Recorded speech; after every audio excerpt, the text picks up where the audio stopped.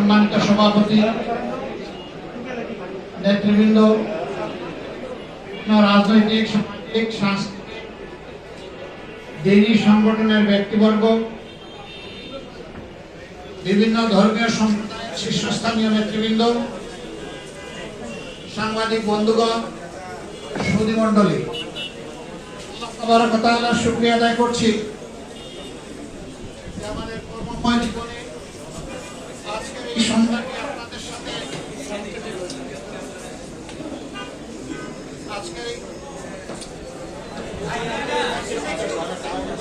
দোয়া করি এটা যেন আমার সকলের জন্য রহমতের কারণ হয়। সম্মানী বন্ধুগণ, এক মুহূর্ত ছিল আগস্ট মাসের 5 তারিখ পর্যন্ত এই সরকার এসেছিল জনাব ফখর উদ্দিন সাহেবের নেতৃত্বে, যেটাকে মানুষ বলতো মঈন ফখর সাহেবের সরকার। এই সরকারটা ক্ষমতায় আসার পরে একজন নেত্রী বলেছিলেন এই সরকার আমাদের আন্দোলনের ফসল। 3 মাসের দায়িত্বে থাকার কথা ছিল, 3 মাসের ভিতরে অর্থবহ, নিরপেক্ষ, সুষ্ঠু, গ্রহণযোগ্য একটি নির্বাচন দিয়ে তারা চলে যাবেন, কিন্তু তাদের খাস জন্মালো যে তারা রাজনীতি করবেন। পাহাড় অনেক উঁচু হয়ে গেল, অথচ দুর্নীতির বিরুদ্ধে জিহাদ করে তারা কিন্তু দায়িত্ব শুরু করেছিলেন। যারা দুর্নীতির বিরুদ্ধে জিহাদ ঘোষণা করে দায়িত্ব পালন শুরু করেছিলেন, তারাই দুর্নীতিতে এতটা আকণ্ঠ নিমজ্জিত হয়ে গেলেন যে 2 বছরের মাথায় তাদেরকে সেফ এক্সিট খুঁজতে হলো। তখনকার 2 জন প্রসিদ্ধ নেত্রীর একজন করে তারা ঘুরেছেন। একজন বলেছিলেন সুষ্ঠু নির্বাচনের মধ্য দিয়ে যেই ক্ষমতায় আসবে সেই সরকার তখন সিদ্ধান্ত নেবে যে আপনাদের কার্যকলাপের বৈধতা দেওয়া যাবে কিনা। আরেকজন বলেছিলেন আমি সব কিছু কবুল করে নিলাম, কোনো প্রশ্নই করবো না, আপনারা আমাকে সহযোগিতা করুন। তাকেই তারা সহযোগিতা করেছিলেন। তিনি ক্ষমতায় এসেছিলেন, তিনি ক্ষমতায় এসে জাতির বিরুদ্ধে যা যা করেছেন জাতি তার সাক্ষী।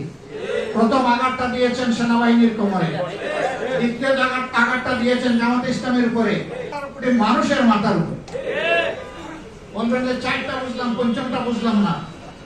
আমার দেশের একজন ভিক্ষুক, সে যদি কোথাও ভিক্ষা করার জন্য রাস্তায় দাঁড়াতে চায়, সকালবেলা আগে তাকে ট্যাক্স দিয়ে তারপরে ভিক্ষায় দাঁড়াতে হবে। একজন ভিক্ষুককে জিজ্ঞেস করলাম তুমি সারাদিনে কত পাও?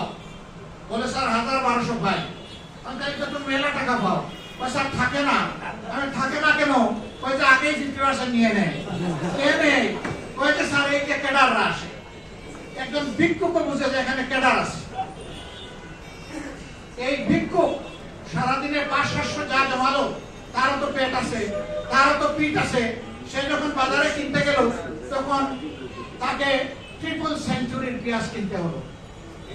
এদের আমলে পেঁয়াজের কেজি চলে গেল 300 টাকার উপরে।